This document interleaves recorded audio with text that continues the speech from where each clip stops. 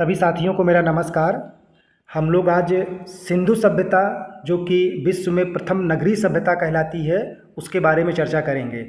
लेकिन topic start करने से पहले मैं एक बात आपसे कहूँगा कि जब हम किसी विषय वस्तु को पढ़ते हैं तो उसके बारे में समझ होना बहुत ज़रूरी है। और वो समझ कैसे विकसित होगी? जब हम उसको ध्यान से पढ़ करके उसका चिंतन करते हैं।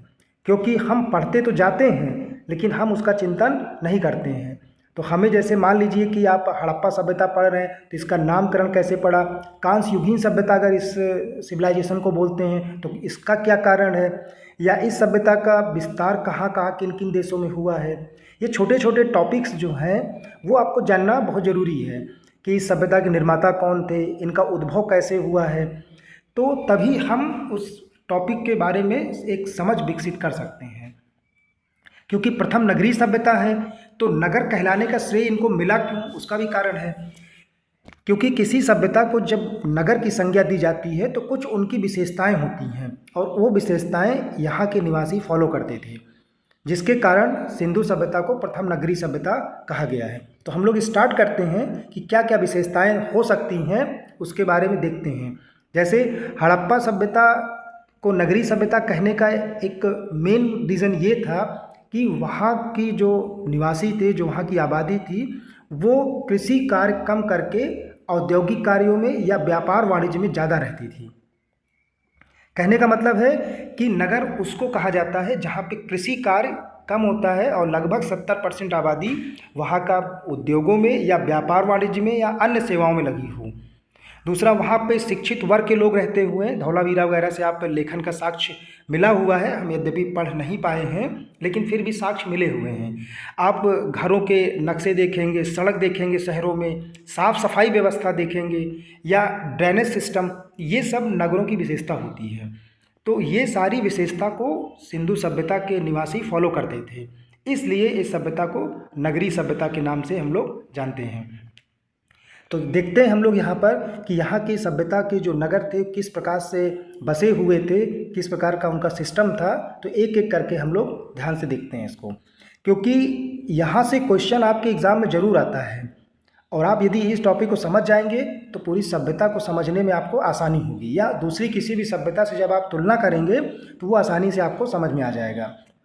जैसे यहाँ के जो नगर थे सिंधु सभ्यता के, नगरों का मतलब बहुत सारे स्थल मिले हैं, 1500 से ज़्यादा स्थल मिले हैं, लेकिन कुछ को हम नगर से की संज्ञा से इंडिकेट करते हैं। तो वहाँ के नगर को दो भागों में हम लोग डिवाइड कर दिया था। कोई स्थान है उसको दो भाग में डिवाइड करते हैं, एक पूर्वी टीला था और एक पश्चिमी टीला।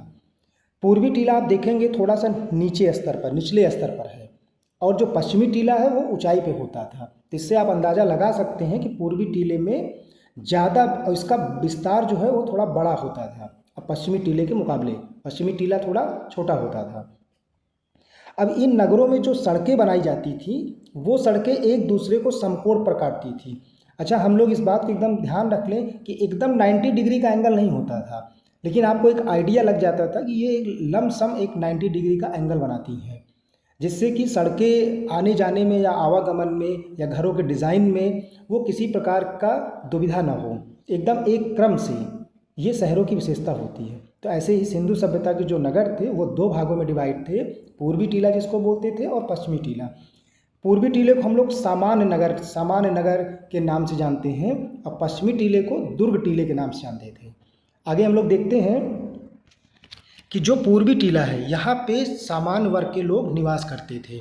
आज के समय भी अगर हम तुलना करते हैं तो आप देखेंगे कि जो प्रशासनिक भवन है या कोई सरकारी बिल्डिंग है वो नगर से हट करके बनाई जाती है खुले क्षेत्रों में। तो उस समय भी ऐसा था। और जो रिहायशी इलाके थे जिसमें जहाँ पे सामान्य वर्ग के लोग रहते हैं वो सामान्य कैंपस अलग होता था। तो जो पूर्वी टीला था यहाँ पर आम नागरिक निवास करते थे, जैसे व्यापारी हो गए, शिल्पकार हो गए, कारीगर हो गए, श्रमिक लेबर हो गया, पीसेंट किसान हो गए। ये सारे लोग इस पूर्वी टीला में निवास करते थे और ये टीला काफ़ी विस्तृत क्षेत्र में फैला होता था। आगे हम पश्चिमी टीला अगर देखते हैं तो पश्चिमी टीला क्या थोड़ा ऊंचाई पे बनता था, इसको हम लोग दुर्ग टीले के नाम से भी जानते हैं। यहाँ पे आप जैसे मैंने अभी बताया पीछे कि जो प्रशासनिक भवन है, सार्वजनिक भवन हो गया, अन्नागार हो गया, जैसे अन्नागार के साथ हड़प्पा में रावी नदी के किनारे मिला हुआ है। सार्वजनिक भवन में आप स्नानागार को देख सकते हैं, मोहनजोदड़ो से मिला हुआ है। तो इस तरीके के जो महत्वपूर्ण भवन होते थे, या सरकारी समझ लीजिए, उस समय सरकारी नहीं था, लेकिन सरकारी आप समझ लीजिए कि वो सब पश्चिमी टीले में या दुर्ग टीले में रहता था। महत्वपूर्ण व्यक्तियों का स्थान था, समाज की जो एलीट क्लास के लोग थे, उच्च वर्ग के लोग थे, वो लोग पश्चिमी टीले पर निवास करते थे।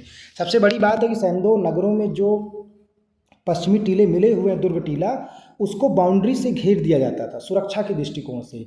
सामान्य जो नगर थे, जो पूर्वी टीला था, उसको नहीं घेरा जाता था, लेकिन कुछ उसका एक्सेप्शन केस भी है। तो एक्सेप्शन केस में आप देखेंगे लोथल और सुरकोटदा, ये दोनों स्थल क्या है, गुजरात में पड़ता है।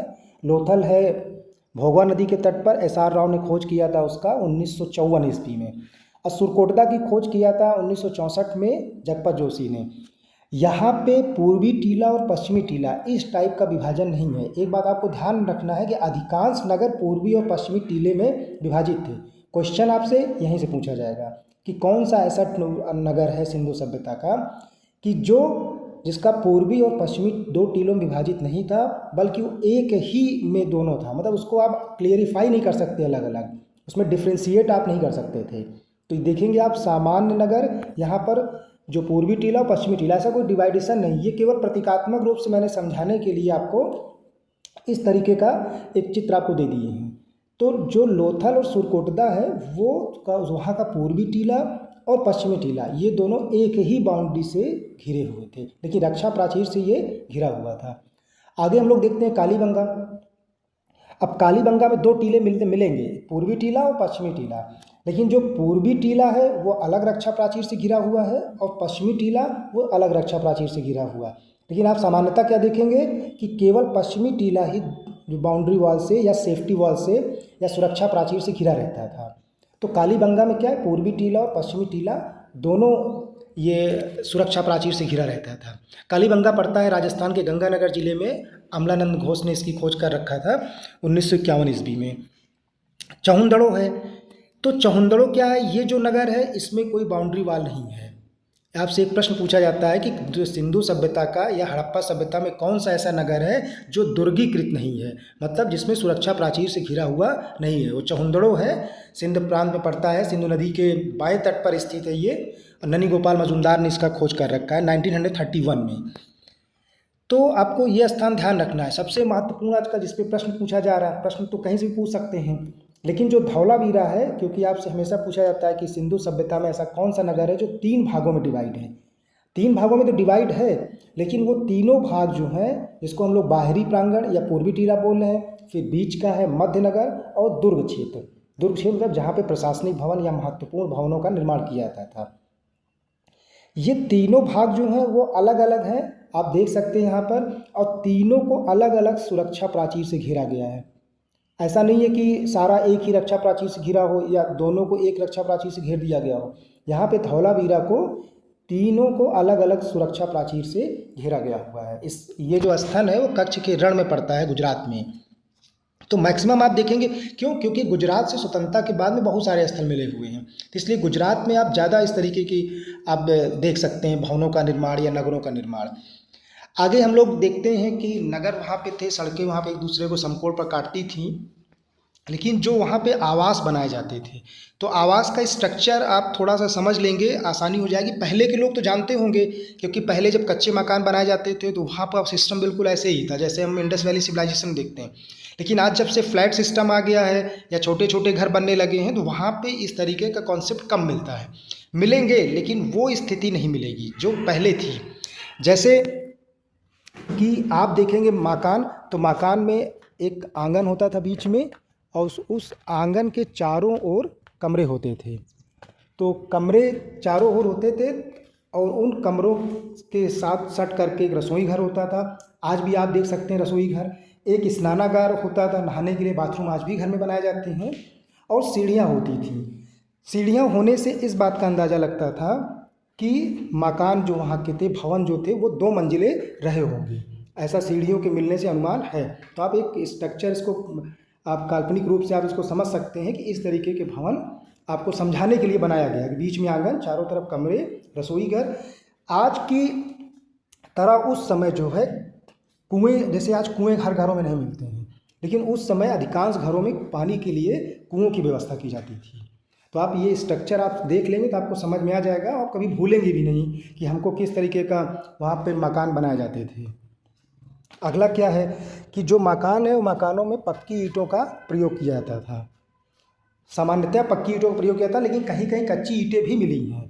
और लेकिन कालीबंगा एक स्थान ऐसा है जहाँ पर मकानों में पक्की ईंटों का प्रयोग न करके बल्कि नालियों के निर्माण में, कुओं के निर्माण में और दहलीजों के निर्माण, दहलीज जो होता है दरवाजे पे जो डेहरी होती है उसको दहलीज बोला जाता है, तो वहाँ पर ये पक्की ईंटों का प्रयोग करते थे। लेकिन भवन जो है वो कच्ची ईंटों के बने हुए हैं। आगे हम देखते हैं, जैसे बताया कि सीढ़ियों के मिलने से लगता है कि मकान 2 मंजिले बनते होंगे। दूसरा ये है कि जो वहाँ पर घर बनाए जाते थे, आज की डेट में हम अगर आप देखेंगे, तुलना करेंगे, कंपैरिजन करेंगे, तो जो दरवाजे हैं, जो खिड़कियाँ हैं, वो मुख्य सड़क की ओर, या स्टेट हाईवे जब बनता है या रोड बनता है, नेशनल हाईवे हो गया, तो उसके सामने की ओर हमारा मुख्य दरवाज़ा खुलता है। और लेकिन लोथल एक स्थान ऐसा है गुजरात में जहाँ के दरवाजे और खिड़कियाँ दोनों मुख्य सड़क की ओर न खुल करके बल्कि वो पीछे गलियों में खुलते थे। अब गलियों की भी लंबाई 3 मीटर से लगभग 3 मीटर तक होती थी, यानी 9 फीट या 9.5 फीट के बीच में। और जो मुख्य सड़क होता था वो 11 से लेकर के 10 से 11 के बीच मीटर के बीच में मुख्य सड़क भी होती थी। तो ये आपको ध्यान रखना है कि लोथल इसका एक एक्सेप्शन केस है जहाँ के दरवाजे और खिड़कियाँ मुख्य सड़क की ओर न खुल करके पीछे गलियों में खुलती थी। आगे नालियों का स्ट्रक्चर जो है, नालियाँ देखिए, जैसे आज हम लोग जब रोड बनता है तो रोड के किनारे आप देखेंगे तो नाली पक्की बनाई जाएगी और उसको ढक दिया जाता है। वैसे उस समय भी वो नालियों को पक्की बनाते थे और नालियों को ढक दिया जाता था। दूसरा, वहाँ का जो ड्रेनेज सिस्टम था, क्योंकि अगर हम कोई चीज़ आज, जैसे आज स्मार्ट सिटी की जो संकल्पना आई हुई है, अगर उस स्मार्ट सिटी की संकल्पना कहीं ना कहीं वो इंडस वैली सिविलाइजेशन से यानी हड़प्पा सभ्यता से प्रेरित है, तो इतनी साफ़ सफाई की व्यवस्था थी जिसके कारण उस समय की जो समकालीन सभ्यताएं हैं, जैसे मिस्र की सभ्यता हो गई या मेसोपोटामिया की सभ्यता हो गई या चीन की सभ्यता हो गई, उस समय ड्रेनेज सिस्टम या साफ़ सफाई की इतनी बेहतरीन व्यवस्था कहीं देखने को नहीं मिलती है। तो हम लोग को ये ध्यान देना है कि सिंधु सभ्यता के नगर को पूर्वी और पश्चिमी टीलों में विभाजन, कुछ एक्सेप्शन केस आपको देखने को मिला, लोथल, सुरकोटदा, धौलावीरा और कालीबंगा। तो इन स्थानों को आपको याद रखना, क्योंकि यहीं से आपसे प्रश्न पूछे जाते हैं और बहुत ज़्यादा आपको डिटेल पढ़ने की आवश्यकता है, लेकिन आप ध्यान से अगर उसको पढ़ के एक बार मन में अपने बिठा लेंगे तो आसानी से ये सारे क्वेश्चन सॉल्व हो जाएंगे। तो केवल 7 से 8 प्लेस का आपको नाम ध्यान रखना है तो आपको कोई समस्या नहीं आएगी। तो ये सिंधु सभ्यता की नगरीय योजना कुछ महत्वपूर्ण बिंदु थे। निश्चित ही आप जब किसी टेक्स्ट बुक को पढ़ेंगे तो आपको वो समस्या का सामना नहीं करना पड़ेगा, नए विद्यार्थी इसको आसानी से समझ जाएंगे। तो हम लोग इस टॉपिक में मिलते हैं, नेक्स्ट वीडियो में मिलेंगे। धन्यवाद।